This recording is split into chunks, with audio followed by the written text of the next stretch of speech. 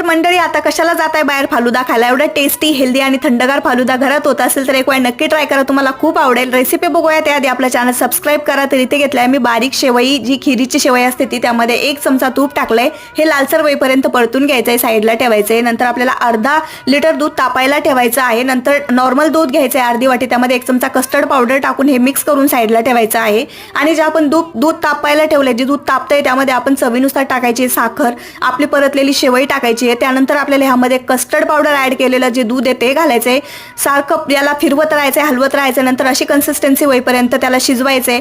आपल्याला फ्रीजला ठेवायचंय, पहिलं रूम टेम्परेचरला ठेवायचं, नंतर फ्रीजला ठेवायचं, नंतर फ्रीजमधून काढल्यानंतर वेलची पूड टाकायची आहे, नंतर 1 ग्लास घ्यायचा आहे, सब्जा सीड्स मी आधीच भिजवून ठेवले होते ते घालायचे, त्यानंतर आपले शेवईचं दूध टाकायचे, ड्रायफ्रूट भरभरून टाका। कशी वाटली रेसिपी तुम्हाला, आणि टूटी फ्रुटीने तर शानच वाढते त्याची। तर तुम्हाला रेसिपी आवडली असेल मंडळी तर नक्की लाईक करा आणि एक वेळा ही रेसिपी नक्की ट्राय करा। Bye bye.